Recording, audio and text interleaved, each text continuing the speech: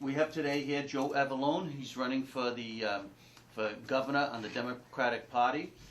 We're glad to invite you and have you here, the Sun, for this editorial board meeting. Oh, thank you all for having me in and spending the time. Appreciate it. How are things going on the campaign trail? They're going great. You know, it's a very long process, and I've been running for 14 months. So I have been in 140 cities and towns. I can tell you this, if you think you know the Commonwealth, and I've lived here for 40 years, you don't know it till you've really been in 140 cities and towns and talked to a lot of people there. So I think it's going great, and focus right now at this part of the campaign is on the convention, and that certainly is my focus. We need to, you know, as Democrats, each have 15% of the delegates to get on the ballot. And I think because I've spent a lot of time running, I think I've got a good jump on that, but I'm still working to get on the ballot, so I'm still looking for delegates and spending a lot of time these days up until the convention making sure I get the 15%. Yeah, so that's my hang up this year is the whole convention issue. You know, there's an issue on the Republican side with I think it is what the independent trying to get on, right? Yes. You know, no, he's actually a Republican. He's a Republican. Oh, all right. Yeah. All right. Can you talk a little bit about just the nominating process and how is it that we've adopted a system where party insiders, let's face it, the people who go to the convention are the party insiders, people who want to spend time at the caucuses in their cities and towns, they get to elect who's on the ballot, you know, not the general population at large. Yeah. And it seems to kind of fly in the face of the democratic process, in my humble opinion. So could you talk a little bit about that? Yeah, I think, yes, I agree that if we get to a point where legitimate candidates are not getting on the ballot and are able to, you know, have their campaign before the Democrats at large, then I think we're doing something wrong. And there's a combination of events that may result in that this year. First of all, we have 5 legitimate candidates, in my view. I think most people think that, you know, we're all credible running for governor.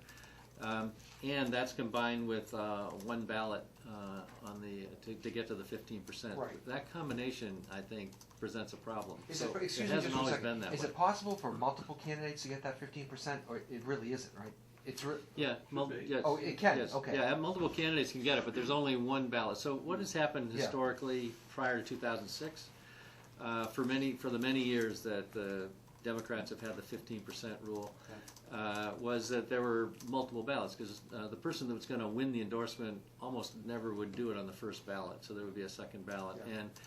And delegates would be pledged for one ballot, but then potentially to another candidate for a second. So with the 2 ballots approach, most credible candidates, probably all credible candidates, found their way onto the ballot, if not in the first ballot, the second ballot. In 2006, the Democrats changed that and went to one ballot, but in that year there was an open race for the Democrats, but there were only 3 candidates, and one of them you know, just squeaked by and got on the ballot. This year we still have the one ballot, but we have 5 candidates, and the likelihood that we all would get on the ballot, you know, is mathematically possible, but not really probable. Mm-hmm. So I think we're going to be in a situation where the Democratic Party is going to take a small group of its members, the activists, and decide who's actually going to get on the ballot, leaving some behind. And I think this is not good for the party. You know, we're the big tent party. We're the party that that prides ourselves on inclusiveness and also having multiple points of view. And I think the larger Democratic Party itself should be having the breadth of credible candidates to choose from. That may not happen this year. Okay, 2 quick follow-ups. You mentioned earlier legitimate candidates. Who decides, what does legitimate mean, and then who applies that definition to a legitimate candidate? Admittedly, that's a rough, you know, statement. You know, I mean, technically you have to get 10,000 signatures, so that's one stepping stone, and I think all 5 of us will establish do that. legitimacy. Yeah. Yep. But as you know, as part of the law, the state law. But beyond that, I think it's people that have, you know, over a long period of time, shown up and convinced enough people that they have some significant support all around the state, and you know, for the most part, that is going to Democratic town committee meetings and caucuses and the like. So people that, this is such a long process, people that really can't convince people that they could be governor, probably not in the race anymore at this point. It's a long road, and it's an expensive road. So I think there is just by the nature without having a kind of an artificial process at the convention. Mm-hmm. Someone suggested to me that a way around this might be to reduce the 15% to say 7.5%, and if you can get 7.5%, then it's not completely abandoning the Democratic convention rules, but you meet the other side. How do you feel about that? Well, I think there's a couple different combinations. 15% with the 2 ballots could do it, lowering the threshold could do it, but it's up to the party to decide. And the party's decided for this time that it's going to stick with the 1 ballot, and even though we have 5 credible candidates. So I don't see that changing. I'm just want to make sure I get on the ballot. I'm the moderate in this race, and I think that the broader party should have at least the ability to have one moderate on the ballot, and that's my hope. Well, that's a very interesting point. I mean, you have a very varied background. You were the I think you were the budget chief for Paul Tsongas during this campaign. Weren't you I involved was in a healthcare advisor. Healthcare advisor. I'm campaign. sorry. You went to medical school, became a surgeon, then later a businessman. Yeah. You're a selectman. Yes, Right? I have been a So selectman. you've done a lot of the things, touch a lot of bases with some of the things that are going on in this this state right now, from healthcare to growing a business to meeting a payroll to creating jobs. You would think the Democrats would want someone with that skill set to at least be representing a part of the constituency on the ballot. Absolutely right. I am coming from the private sector. Yes, I have been a selectman, and that was an important experience, and I'd like to come back to that. But I spent my life in the private sector as a healthcare executive, starting out as a surgeon, but then as a healthcare executive. And in particular, for the last 7 years, I've been running a very large global division of a company based here in Waltham called ParExcel. We have 15,000 employees in 50 countries. We have 3,000 here in Massachusetts, many of which are in Billerica and Waltham. We're the second largest life sciences company in Massachusetts. My experience in competing in the global economy and running a large global operation shows me what we need to do here to bring new jobs here based on the new industries that are growing up around the world. Nobody else has that experience, and I think that adds a lot to not only what the next governor has to do, but certainly the debate in our own party about how to create jobs, how to bring, how to expand and support our middle class here in the Commonwealth. Nobody else has that experience, certainly not anywhere on that scale. I've also, been the COO of Blue Cross back in the 90s, so I understand healthcare. I understand how to control healthcare costs. We did control healthcare costs back in the 90s. We know that we have the highest healthcare costs in the world. That's also it's a big strain on our state budget, a big strain on our cities and towns budgets. It's also limiting small businesses' ability to expand. I can't tell you how many small businessmen have told me that, and women around the state over the last 14 months. So this is an important background as well that I think I offer that no other candidate does. I've worked with all these major institutions. I know what it's going to take for us to have affordable health care going forward. So these two things are unique among our candidates, and I think at least the larger Democratic voting bloc ought to weigh that when they think about what's going to be good for the governor going forward. You call yourself a moderate. Yes, Okay. fiscal moderate. Okay. So you read Paul Tsongas' book, A Call to Economic Arms, I imagine. I am a Paul Tsongas Democrat. Okay. So explain that. He When you was say- my mentor. I wouldn't call him a mentor because I loved the fact that I was his healthcare advisor on his campaign. But I'm in the mold that he was in. Practical. Okay. So that's very important. Now, how does that distinguish you from the other members of the Democratic Party in this race? You're calling yourself a fiscal moderate. Mm-hmm. This budget has increased under Governor Patrick almost $8 billion from the recessionary period. Yes. And yet there are still communities in this town. Well, there's still local aid figures have not reached pre-recession levels, and yet the budget has grown $8 billion since that time. Is that fair? Is that acceptable? What would you do? Well, the reason I say I'm a moderate is we are recovering from the depths of a terrible recession, and we're not fully recovered. In my travels around the state, there are still big pockets of 10% plus unemployment. Fall River, 13.5%, Holyoke, Springfield at 10%, Lawrence, 13.5%. So they're not recovering. They're not going to recover until we bring new businesses there, and that means creating a business environment that can work. All of my colleagues are talking about major broad-based tax increases or not ruling them out. I'm not going to do that. I know that if we have a broad-based tax increase, it's going to hit the middle class, and it's also going to stymie our ability to grow new businesses and therefore new jobs here. So this is a big dividing line. I'm the one that said I'm not going to do that. I am going to control our healthcare costs. It's 40% of the state budget right now. If it's 39% of the state budget, that's $350 million a year, just to give you an idea of the magnitude and the importance of making sure we have a cost trend in our medical system, even as it relates to the state budget, that is workable. I think people think, well, you can't touch health care, and therefore we just have to work around it, meaning we have to raise taxes. I don't think so. I know there's a lot we can do with health care that results in better care. You mentioned pockets of joblessness that exceed 10%. One thing that's kind of stuck in my craw over the last year or so are these trade missions that the governor has taken to, I wish I had the numbers in front of me, I think there's maybe been 3 within the last year or 16 to 18 months. As a candidate, what do you think about such a trade mission? Do you think they're effective? And if you got in there, would you do trade missions, or is there a better way to boost those jobless numbers that you've been talking about? I think very targeted trade missions, understanding the new industries, can be beneficial. For example, the trade mission that went to Asia, I think, in my understanding, having talked with some of the people that were on it, did establish some important relationships with Japanese pharmaceutical companies that want to do more work here in Massachusetts. That's a good thing, because that results in jobs. So in my view, the more important thing is for our education system, not a trade mission, our education system, to be more strategically reaching out to the new industries in the world, to understand them, make sure we have the right work skills, and incorporate those work skills into our community colleges, our state colleges, and even our vocational schools. And we don't really do that now. It happens hit or miss.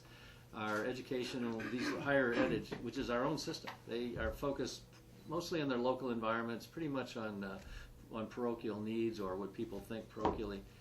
We can't do that anymore. In my own company, ParExcel, we have relationships with universities in other parts of the world that have reached out to us. So in Germany, they reach out to us. They try to understand our work skills. They put it into their curriculums. We have internships. We hire people in. There's a seamless pathway into our company. Same thing in Singapore. Same thing in Japan.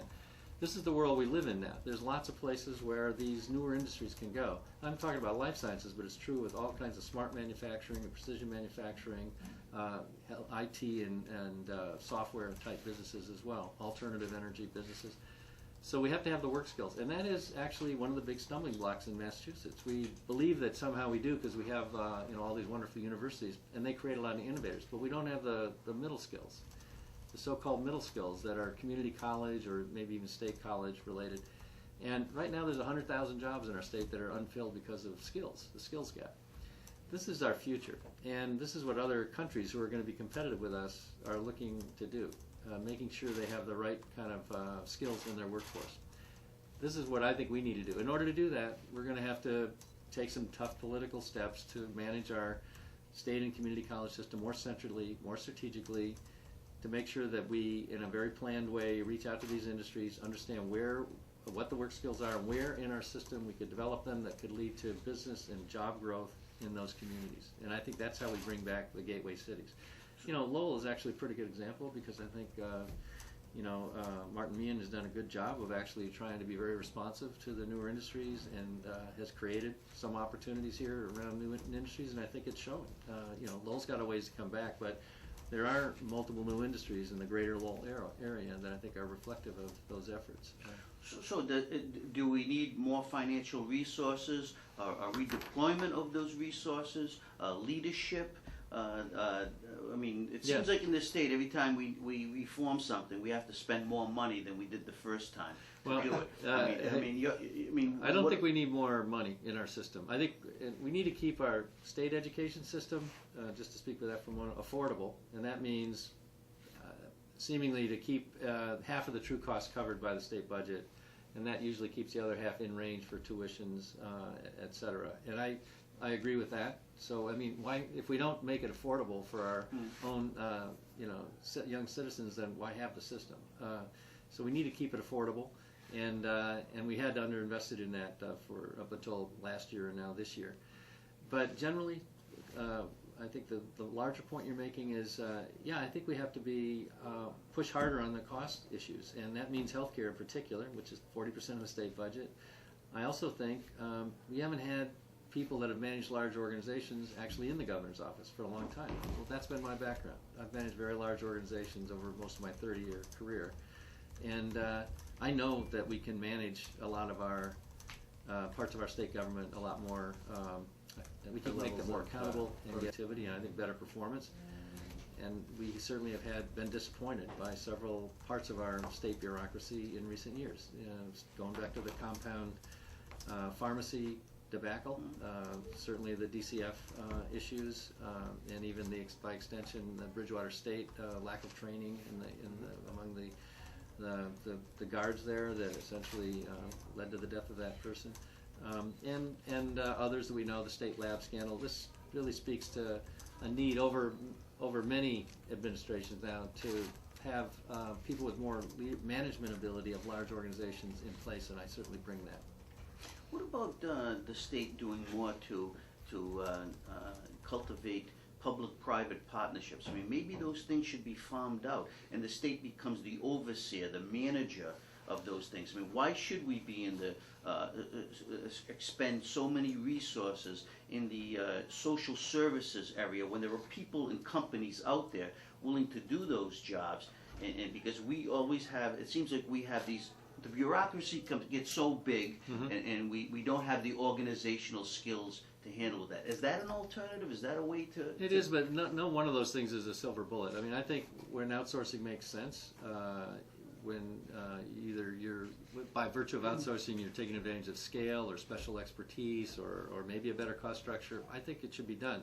My big thing with outsourcing is when it got ideological during the Weld administration, I think they made some big mistakes. I think they outsourced things to low-cost providers who then turned around, fired a bunch of state workers. The low-cost providers turned around, rehired the state workers at lower wages, didn't put any significant management improvements in place, and I think the results suffered, and we got marginal better costs. So I think that was driven by an ideology, and I think what it needs to be driven by business sense, because it does make sense in some cases.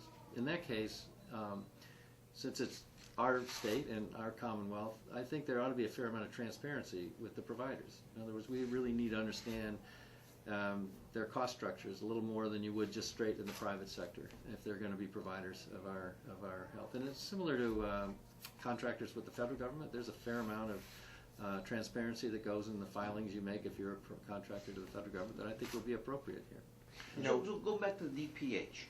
What do you put your finger on with all the stuff that has been written, all the investigations that come out? What do you put your finger on the failings? Where did it fail? At the top, the oversight, the middle management, and how would you envision changing that? The DPH itself. Yes.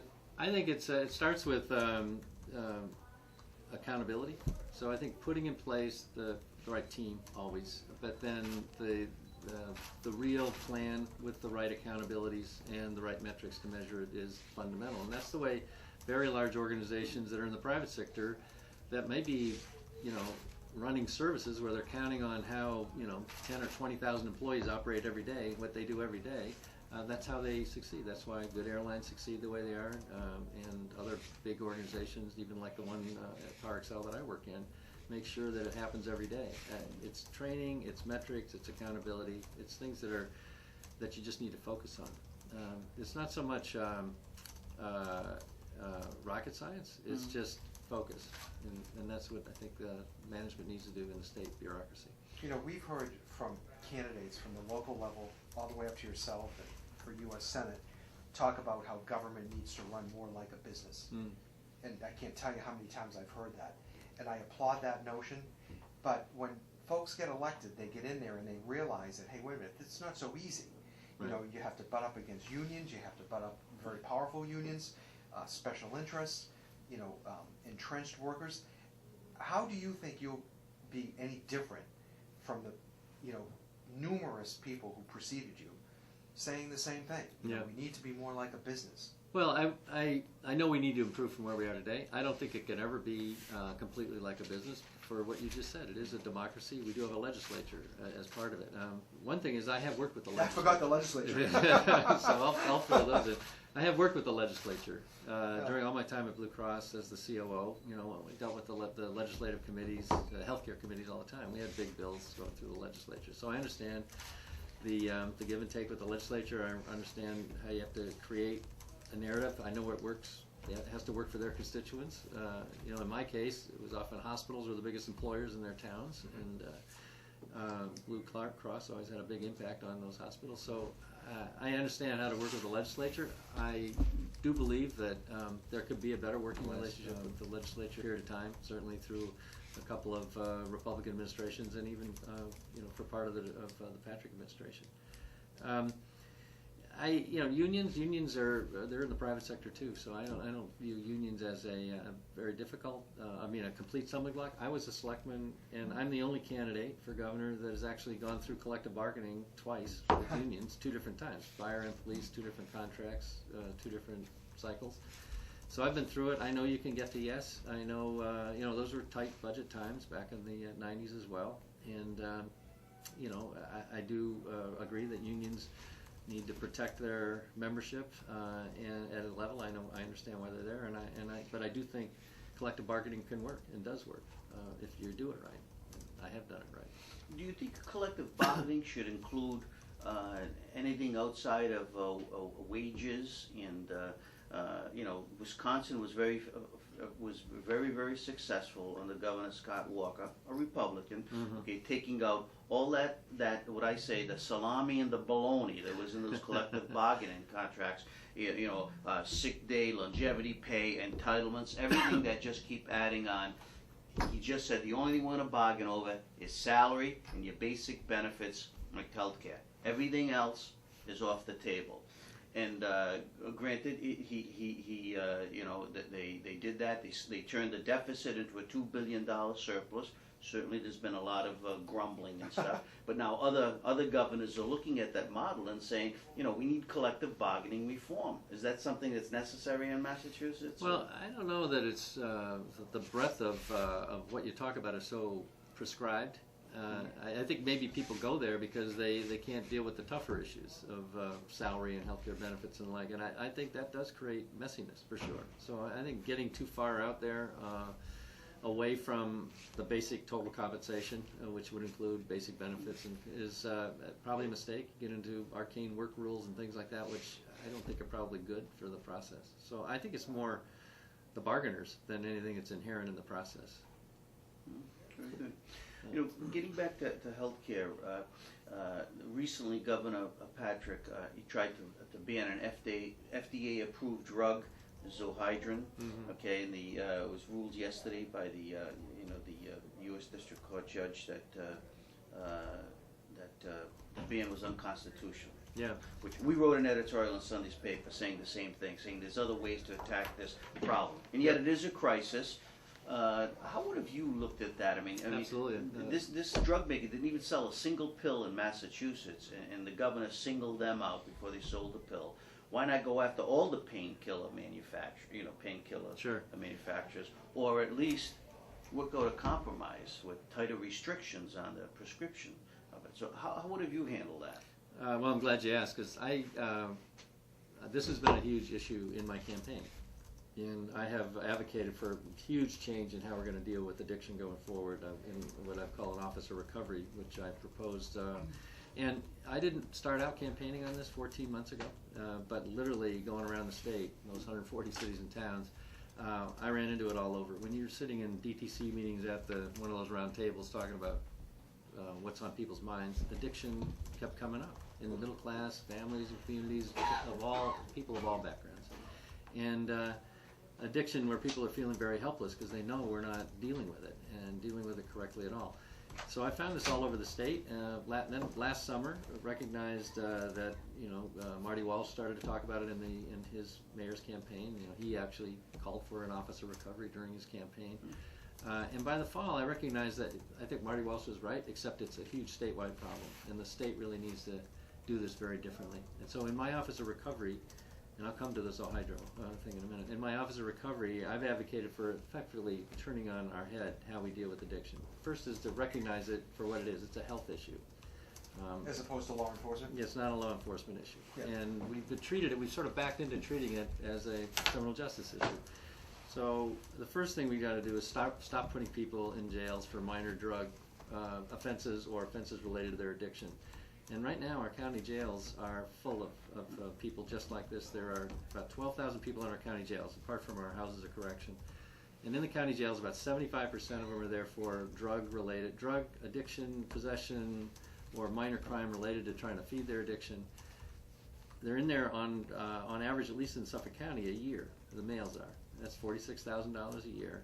They get inadequate, sporadic treatment. They get released out. They go back into their addiction cycle. They end up with a high recidivism rate, and it just compounds the problem. Doesn't solve the problem. An enormous system of putting people in jail that don't belong there. So we need to do the following thing in my Office of Recovery. First is we need to create a lot more capacity. We really don't have enough capacity of almost every place on the continuum of care. So that's the detox centers themselves, the rehab centers after that, the sober houses. And they don't have to be all state employees. These are private contractors, but we're not paying enough in Mass Health and in some others to actually bring in more and better contractors. We've had that we had that play out here in Tewksbury over the past couple of years. Okay, so this is part of it. Yeah. Second is the insurance rules. I know that world. And right now the insurance rules are archaic. They're really trying to limit exposure as opposed to deal with the real issue, which is getting people kind of the length and kind of treatment they need to actually make a difference in a real disease.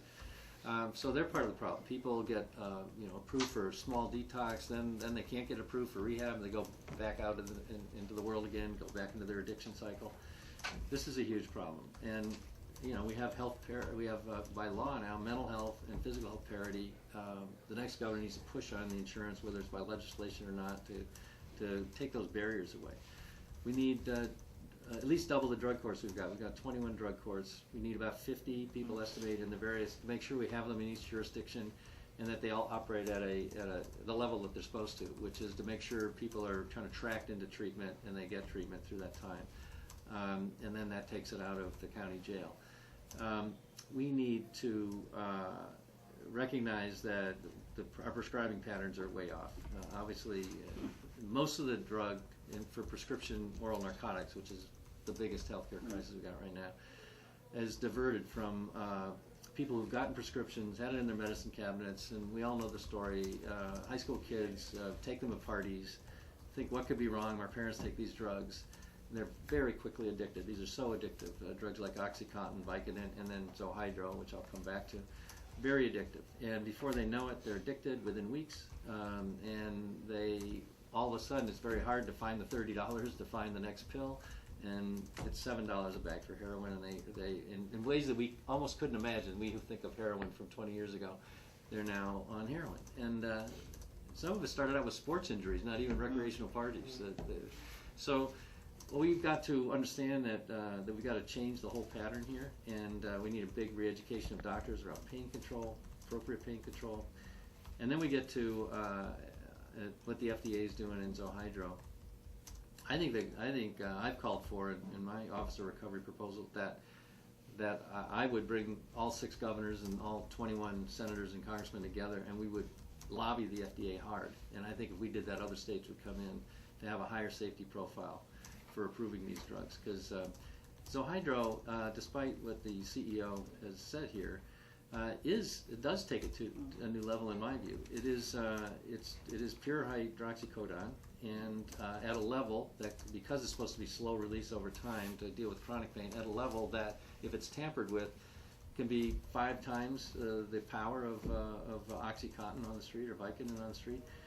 That could be very addictive and very quickly. And it's a formulation that can be tampered with. So I would have very sympathetic with the governor, recognizing this is a health emergency that we've got that could get worse, and Zohydro could make it a lot worse. And I'm not going to count on the legal ruling, but when would a physician prescribe that as opposed to Vicodin? I mean, why would? I mean, isn't it up to the patient and the doctor when the doctor would theoretically prescribe it for people that have very severe pain, that need it round the clock. So that's a small group of people. Some kinds of cancer pain, some kinds of other, could be musculoskeletal pain. Well, that'd be rare because most of, we've got a lot of powerful narcotics out there that can treat all this. This is for this very restricted group of patients, and without getting into the medical details, they would say, and it doesn't have acetaminophen in it with kind of Tylenol. And if you take big doses of acetaminophen for long periods of time, it can have liver problems. So that was the idea, that this was an improvement over that, because this is for a small group of patients that are going to take it over time. Well, that group of patients is we need to work with, and I think you can work with that. And maybe a tamper-resistant version of Zalhydro would be a good thing. But right now we're potentially exposing it to all this diversion that can happen. Okay, as governor, we know that this is an epidemic. I mean, there's been thousands of deaths across the Commonwealth and addictions. So this sounds like a pretty good idea. Okay, recovery, Office of Recovery. Yeah. Now, how does that get down to the school-age kids? Because we are creating a culture. We've approved marijuana, medicinal marijuana. Kids are saying, hey, geez, for adults, our parents could have it.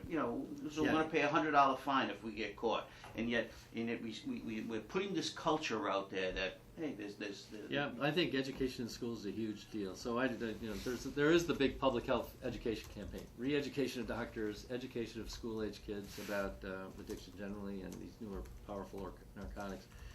As far as marijuana goes, I go very slow with marijuana. I think I am for the the law, the medicinal marijuana, but I think we should write the regulations that are very tight on the few indications where we know there's medical evidence that it really works, and there are a couple, but that's it. And so to regulate it more loosely, so if anybody that says they've got a certain kind of pain ought to be able to get it, then that's just kind of opening the door to recreational use, and I'm not ready to go there. What do you think of the state's rollout of the whole medical marijuana? Well, I mean, it certainly hasn't been smooth. It's very disappointing. Another management issue to me. The idea that you could get down to something like 21 supposed finalists without having done due diligence as a proper first step is obviously not the way most people would go about trying to qualify and then choose finalists. So I don't think that was appropriate. They need to essentially step back, maybe start over, but certainly start over with a much larger group and do the proper due diligence, and then get down to because once again, I'm saying these dispensaries ought to be really medically oriented, not just have a medical facade. And so I think that means it's certain kind of providers that are serious about it, and that's what that process should have been finding. Why does it seem like over the last couple of years the state has been missing a step whenever it Almost rolls on out everything. something? Yeah. Our own healthcare website, the DPH lack of oversight, Don't forget the DCF. Yeah, the DCF. Right. What happens? Is it just because over time you just get complacent? Well, maybe three things. I think we are at the end of 8 years of an administration. That does happen. People leave. The governor becomes a lame duck just naturally, and it's hard to recruit people into the end of administrations that are good. So I think there is an evolution of administrations. But we had a terrible recession where we really did cut back a lot on revenues, and if you combine that with a management culture that wasn't there, I think that's where you have the problems. So if there was a stronger management culture in the state government, it probably could have weathered the recession without some of these issues. But when you have you don't have that kind of a disciplined management structure, and you have a big cutback in revenue, I think you start to see things unravel, and we certainly have. The DCF is a good example, because the DCF has been a problem for a long time. We now find out after having done the study, it's got processes that are outdated. It's got systems that don't talk to each other that are outdated, so they can't even track these poor, vulnerable young kids appropriately. And certainly it's got management practices that didn't work, with people getting promotions even when they weren't doing their job. So all of that happened, and then with the recession, the caseloads go way up. So that's just a prescription for the failure that occurred, the tragic failure that occurred. Okay, I want you to put your businessman's hat. Tell us a little about your company, okay, and how you, as a business person, view Massachusetts? Are we business friendly? Are we overregulated as a businessman? Where do you recruit the people that you find for your company? Okay, and Yeah. and what are some of the things that they talk to you that they face? We've heard people say the high cost of housing in Massachusetts to young professionals, it's a detriment. They go other places if they have similar competing bids. Yeah. So tell us some of the issues that you face as Okay. an executive. Well, so I'm going to tell you two parts of my history. The first is in this company where I've been for the last 7 years, PowerExcel, we've doubled in size in 7 years. So we're one of these industries that's growing rapidly around the world and in Massachusetts. What do you exactly do? We run clinical research trials. So all those trials that prove whether a drug works or doesn't work, that are done all around the world over about a 10-year period, multiple phases, and then all that data gets submitted to the FDA or the EMEA, which is the equivalent, or the Japanese or Chinese regulatory agencies. All that, we do all those studies because the small biotech companies, they don't have a big global workforce, so they outsource it, and the big pharma companies are trying to get a lot more out of their pipeline of potential drugs for less, so they've outsourced a lot. So companies like ours are growing very rapidly around the world, and it's a whole range of physicians and other scientists and people that basically have come out of a community college or have a baccalaureate in biology. So there's a whole range of good, like any company, most workers are good, solid middle class jobs, and then we have innovative, higher value positions beyond that. But experience in Massachusetts was right here in the life sciences capital of the world. Really, all these biotech companies. We didn't have a certain number. We couldn't find enough employees of a certain skill set, and so we established our own program with Salem State to effectively have them understand. We actually flew our faculty from Germany over here. They essentially worked with Salem State. They developed the skills to manage clinical trials and oversee them.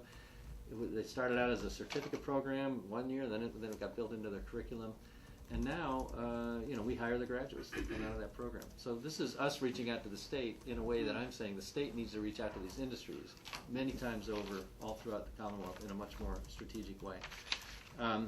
So once again, our secret was finding the work skills. And we have people in a lot of other places in America too, North Carolina and other places, and yet we were still wanted to hire them here in Massachusetts, but couldn't find enough of the right skill sets. I think this is a story you see many times over in the new industries. The second is I have run a startup. So prior to the 7 years, between Blue Cross and the last 7 years, tell you how old I am, I ran a startup for 7 years, Veritas Medicine. It was in Kendall Square. It used the internet in the early days of the internet, and so I've gone from employee 1 to employee, in that case, 40, so I've experienced trying to do a startup in Massachusetts in a new industry, and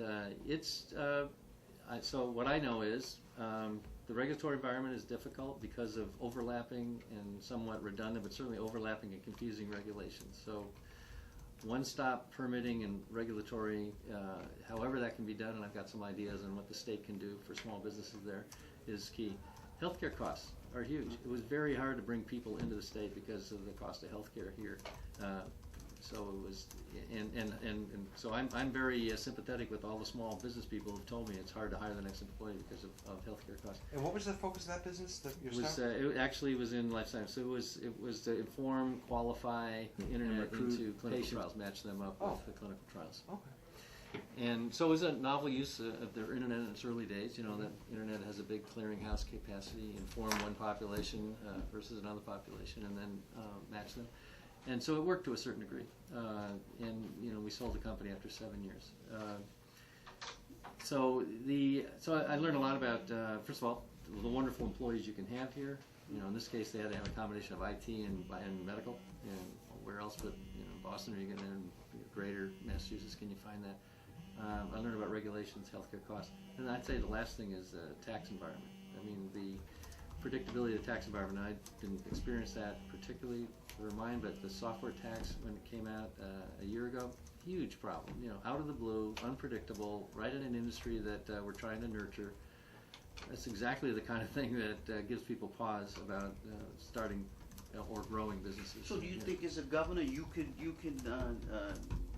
change that, Yeah. change that landscape? I do. So I have a plan. Well, let me talk about why I can do it, and then I'm going to talk a little bit about my plan. I can do it because I know we can control healthcare costs, and we have to do it. And by the way, the rest of the country is going to have to do it eventually as well. We need to move towards coordinated care systems, and we can do that here.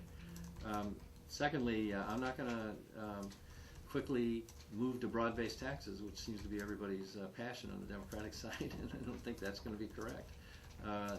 And I'm going to be very careful about surprises and predictability in our tax structure. And then, certainly for small businesses, I'm going to establish a series of innovation centers around the state, which are going to be like the incubators that we've seen in Boston have some success. So it's shared space and services like HR to lower the immediate startup costs.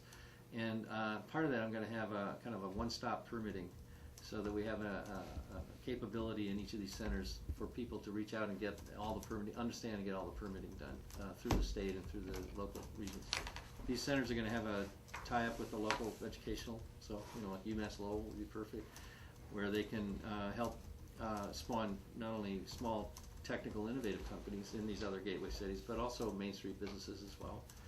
And then they'll be staffed with some mentors to help create business plans. The other thing about my small business expansion plan is I'm advocating for a new market tax credit. This is a way to bring capital into high poverty areas, invest in businesses, similar to using tax credits to invest in affordable housing, but now targeted to businesses. So it's patterned after a federal program, and but I know that it can be done in Massachusetts. We could deploy as much as $500 million in capital with about $195 million in tax credits. So in Springfield, in Lawrence, perhaps in Lowell, places like that where the availability of capital is really not possible.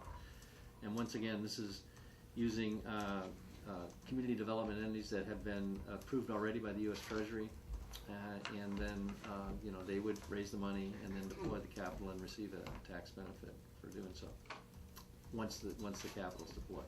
So I think this is a way to bring capital to these areas that won't come otherwise. Any other initiatives that you've seen from either you've originated or seen in other states that might work well here to create a better economy? Or? I would say we didn't talk much about K through 12, but I think I have a K through 12 plan, and it's focused on closing the achievement gap. That's the other thing I've seen is the our schools generally, obviously we know are good compared to the nation, but the poorer performing schools, the gap is huge, and big dropout rates and inability to finish school. Even if they do finish school, kind of operating at the 8th grade level, not really able to hold down a job in today's economy. So we have to do a lot better, and I think the state needs to take its resources and focus it on those schools. That's what my plan does. But I also talk about expansion of vocational education, and I think some other states are doing that better than we're doing. Maybe North Carolina and some others.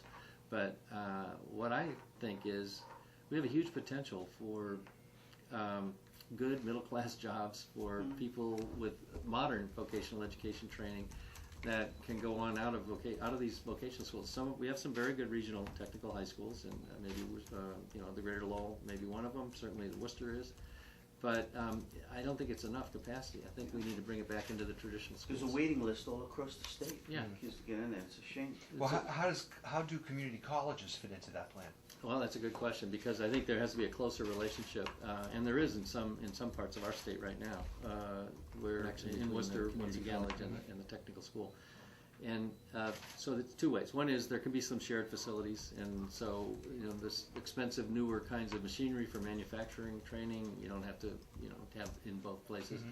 But they also can make the credits more stackable, so that the curriculum is more seamless, either from the vocational school going right into the community college, so that the overall time to graduate might even be less. So that's good. Not everybody has to go on to the community college, though, but I think there are some synergies in working with the community colleges. Half of the so-called STEM jobs in the state, science, technology, engineering, math related jobs, don't require anything past high school if you have the right kind of mostly That's vocational. something. Yeah, Yeah. $68,000 a year is the average. Those are good middle-class jobs, and I think we just have not attended to modern vocational training.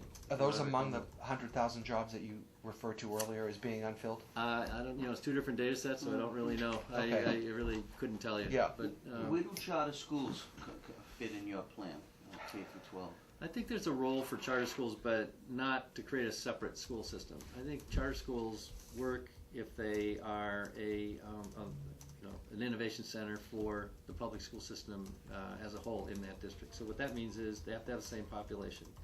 That means they have to have a cohort that isn't just the best kids or the kids with the parents who care the most, because then the learnings aren't extrapolatable. And then I think all we're doing is creating a separate school system, which I don't think we can or should, or that's not the main purpose. The main purpose is to make sure that we improve the public school system.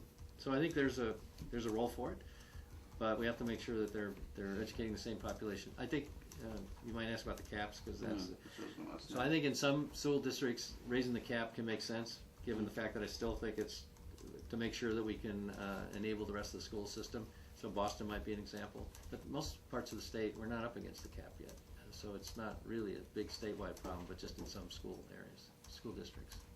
The students at the Lowell Community public charter school have done a remarkable turnaround. There was a failing school. The state was going to close it down, and now they just had them expand. They went from K through 5 to add 2 more grades. Yeah, K through yeah, 7. and they were in danger of actually being scaled back. Yeah, and the kids are doing very Yeah. it's a minority school, so it's doing very, very well. That's good. So, I've learned some other things about coming to Lowell over the past year. I guess I'm pleased Like to what? say. Youth violence is a huge issue, and I saw it all last summer, and it's an issue in Lowell as well. But UTEC I think is a great program, and I spent half a day with Greg Coteau and his staff, and really saw how effective that really can be. And I think there's a obviously if youth violence was easy, we wouldn't have it, but easy to fix. But I think programs like his, where kind of best practices, Roca and Chelsea is another one. I think the state should foster making sure we take those best practices and get them into other communities where we have the same problem, like Springfield and some other, in Fall River and places like that. So I think there is a role for the state to foster some of these other programs that we know work. It's just on youth violence generally. I think we need to put back some of the things when as local aid comes up, because it's not where it needs to be yet, that we know did work before, but that have come out in the recession. So youth jobs, community policing. I think these, let's call them gang diversion programs like UTEC. These are keys that I think can lessen the issue. Obviously, the whole cycle of poverty and even the addiction problem we're talking about before weighs into it. But as far as actual things to do, specific, I think these things need to come back into the system. But I'm very high on UTEC. Can I just hit on one thing quick?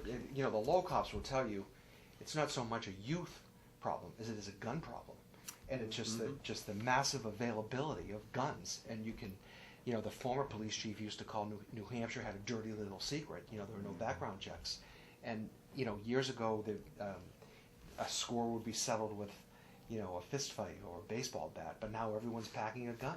Yeah. And so the cops will tell you it's just guns. Yeah. Can you just talk about guns for a second? No, I absolutely agree with them on that. It's our state is flooded with guns in these cities, and so in my youth violence program, I do call for a few things. None of them are magic bullets. Not to use it fun. The first is I can't imagine as a region we can't work harder to cut down the smuggling of guns. Yeah. So I mean it's in nobody's interest to have that happen, and certainly we're a recipient, and I think our police know the patterns of where they're coming from. It's not just New Hampshire, but certainly probably New Hampshire. So I think we've got to get serious about that. Gun buyback. I know programs, but I think we should try those, and I think we should try them. Maybe even have bigger payouts. I think this may be an issue to experiment with, because, and I also think drop-off programs. So anything that can try and get guns out of away from these kids and out of these houses, I think, has got to be part of the solution. Because you're right, they're all over the place. Joe, we're coming to the end. Just one more question. The state's infrastructure needs. It seems to be overwhelming. I don't know. Some people point to a lack of maintenance in the past. Other people say just, some people say mismanagement. Others say there's just not enough disposable income to go around anymore to feed, with healthcare taking more of the budget.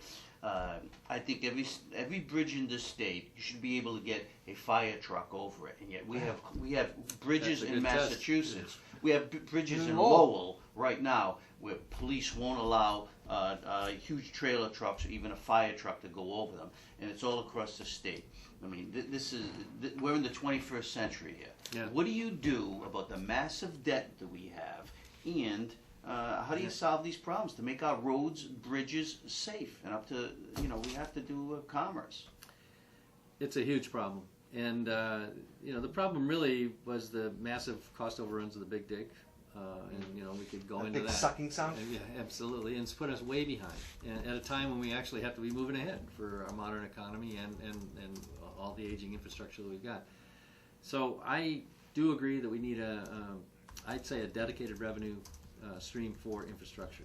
If it's not dedicated, it's going to get pulled apart into too many other, holes where it can go down in the state budget. So it's got to be dedicated. I did agree with the gas tax, which just brought the gas tax to the national average. In the meantime, gas went down 50 cents, and people didn't even notice it. But it is $600 million. Yeah, I know it's come up, but I think the gas tax has got to be there, and I think it's got to be dedicated. And I will say that it's probably not we're probably going to have to add to that. And I think the next governor needs to go and make the case for adding to it. And I think in addition to the gas tax, I think we probably are going to get to a place of electronic tolling. The toll booths are going to come down, and we'll have a sophisticated way with transponders to understand the miles that people have driven. And I think using kind of variable tolling, to pay more for high-cost times during commuting hours, and all the things that can help manage traffic, also creates more revenue. I just think we have to do it. There's no way around it. I think this case, as opposed to a broad-based tax, it should be tilted towards the heavy users. You in favor of a mileage tax on individual motorists? Well, I don't know. I think I'll call it electronic tolling before I'll call it a mileage tax. Call it what it is. Yeah. Promise me if you're elected governor that you'll look within the Department of Transportation for cost savings before you raise the gas tax. I mean, right. how much can I you will. keep going back to the residents of this state to take care of the bridges, like he said? It's ridiculous. Yeah, well, actually, on the bridges, thanks. All right, I You know? will. I absolutely. I mean, agree I with that, remember but- when I could What fill is the my progress? tank for $30. I just filled it last week, and now it's 60. Yeah. And I think that sucks. Well, so let me tell you about the. I'm telling you. Well said. We can't edit this. One thing. Oh. So much for this. Go try it again. No, that's everyone uses that word now. Let him answer. I'm sorry. Go ahead. So one of the things that I think is true is we've underfunded the local infrastructure needs. So 90% of our roads and bridges are local, not state. And that fund was funded at $300 million, 90% by miles, I think. It was funded by, at $300 million a year. Really, people estimated it needed to be 500. And during the recession, it went down to 200. And this is not doable. It has to be at 300, and it's $100 million more than it was funded. And even this year's budget is not funded.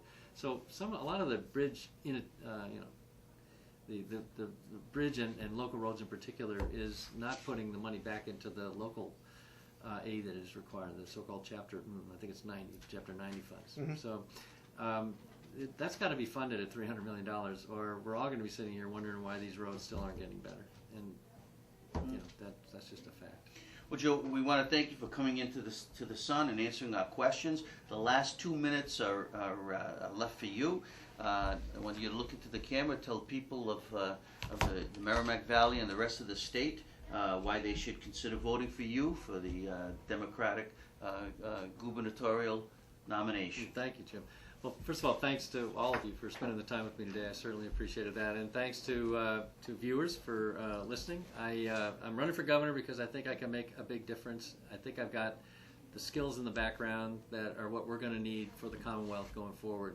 In particular, I'm the candidate that is essentially creating thousands of jobs, and we have a huge issue with creating literally tens of thousands of jobs around the Commonwealth, especially in our older gateway cities. And it's going to take working with our new industries and our education system to do that. This is what I have done in the private sector. Secondly, we're going to need to control our healthcare costs.